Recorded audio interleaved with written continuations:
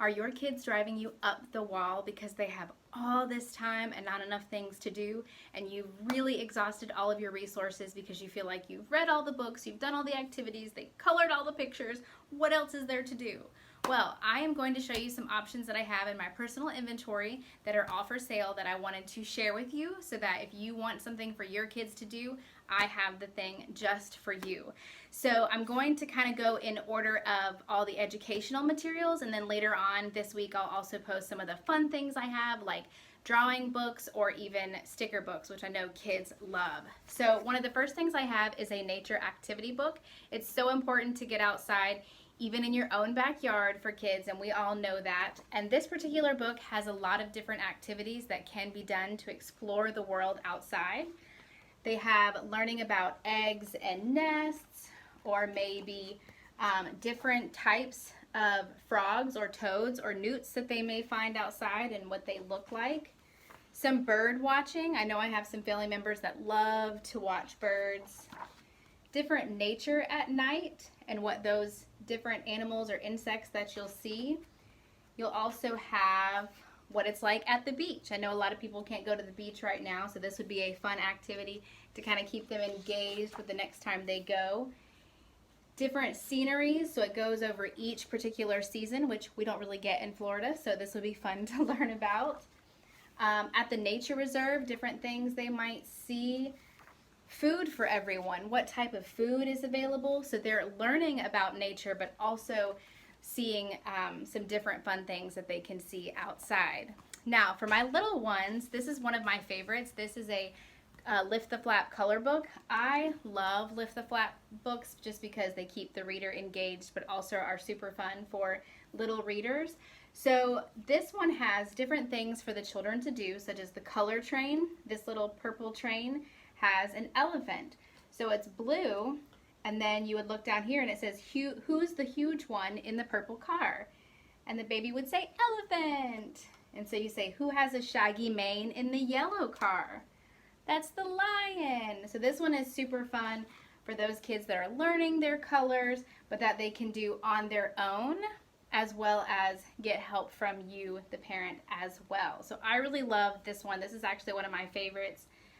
Because it really helps Bella learn her particular colors. Now, for some of my older children, I know these particular books would be great resources, especially during this crazy pandemic, because they need something to keep them positive and just kind of working through some of their emotions that they may feel. This is for a child who's experiencing any type of bullying. So this one has some great activities to do where you talk about different family members you have, or maybe coloring these particular balloons, but you do some breathing while you color. It also has make some time for a very special person, you. So this is the perfect time to do that. Also some dancing, lots of different activities, and this is usually for someone who's 7 or 8 plus. You can also talk to people from the past or even from the future. Right here, you do something nice for someone and try not to get caught, and that will be easy because we're not supposed to be around each other. If someone thinks they have power over you, they might try to tease or bully you. So in this particular one, you write how you feel about that. So this is a great one for those that feel maybe even some cyberbullying right now, because there's a lot of online activity. So this one would be really great. Another favorite that I have is this Unworry Book. So this is something that would be perfect during this particular time. And it has expert advice, but it talks about how everyone worries, which we really do. It says, why do we worry? Worries exist to help you manage risk and stay safe, like an alarm system that goes off when you're in danger. So in this book, there is a ton of different resources, such as words. You fill this page with words you really like. They can mean things that make you smile or just be really lovely to say, such as maracas, because people love to say salsa, who used to watch Seinfeld when they were growing up. What's important? So these are all the different power words that you can use that are going to help you not worry as much. If you're in a panic, how would you handle that? Once upon a time, try to forget about any worries by taking your mind somewhere completely different. This is sometimes called escapism. It might not solve the problem, but it can help you feel better for a while. So it has lots of tools that can help children know what to do if they're experiencing anxiety or worry. For my math folks, which I know I have a lot of math lovers on here, we have this math Scribble Book. So this is going to be for those kids that love to do different math equations. So it talks about what is math, then what is in this book. So it's going to have solving things or investigations, and it says all you'll need is a book and a pencil. So in this one, you'll have a pattern or sequence to follow, which is really great for the SAT and ACT in the future. Reptiles. This is creating different shapes, or even discovering what pi is. And not the delicious pie, you know, the math pie, of course. Finding your way. So this is going to teach them about maps, which is pretty cool. I think I need to learn that page. I'm not even sure. The Fibonacci sequence is also behind a shape called the Fibonacci spiral, another pattern found throughout nature. Something fun that they could learn about. Pattern hunting. Tessellations. So this has a lot of cool stuff for our little math learners. To go along with that is 100 Things to Know About Computers and Coding. This book is so cool. My friend Jake is an IT person, as well as my friend Cody, and all of my other IT people would love this particular book because it breaks down different things that I think are just so important for our young computer users, but I even learned some things in this particular book. So it talks about how do computers work, can you have numbers less than 0, how are secret codes created and broken, what does the inside of a computer look like, and there is so many different things, but as you can see, it has such great illustrations, very visual, so it's not just like a textbook where you feel like you're just reading the information and not having a lot of pictures, because we know we love some pictures. So it tells you, you know, how to do, what happens when you have a software glitch, or what happened in the World War III near miss. You know, I'd wonder what that's about. It also talks about social media and the importance of what you post online and how it's there forever. Like this video will be there forever. Prime numbers help insects survive.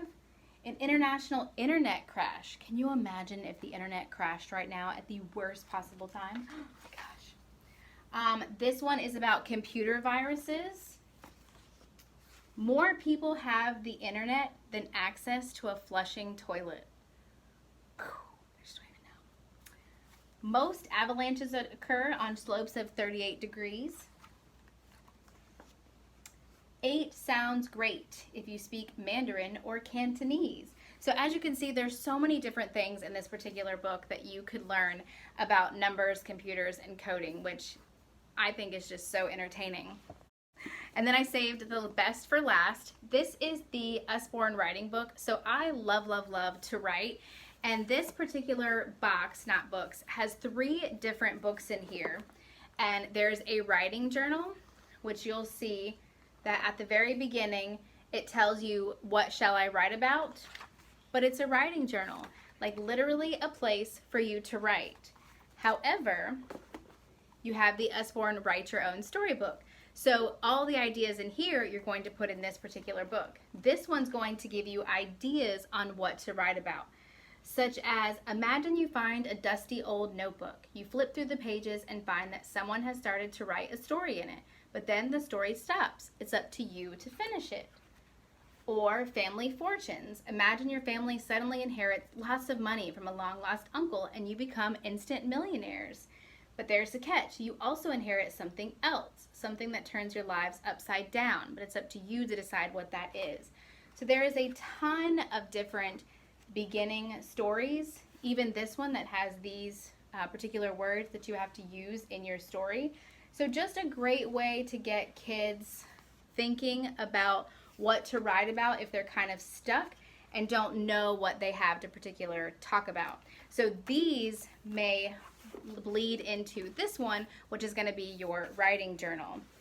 Then the last book that they include is a creative writing book. So in this particular one, it talks about all the different concepts that you would need to write, such as imagery, using metaphors and similes, Dear Diary, making a comic strip about yourself. Headlines, how to write a good headline, because we know some are really catchy or some that catch your attention quicker than others. Some of us only read the headlines of articles. I don't know anybody like that, but if you do, you know. How to draw certain things, because illustrations in books are always important for younger children, but also in, you know, some of our mid-level books. Being a being a book critic is also really great. Writing a step-by-step plan. Or even bringing characters to life. So many different things to get your children writing in that particular creative writing style. I hope you enjoyed those options. If you'd like to see more, just comment below. Thanks for watching.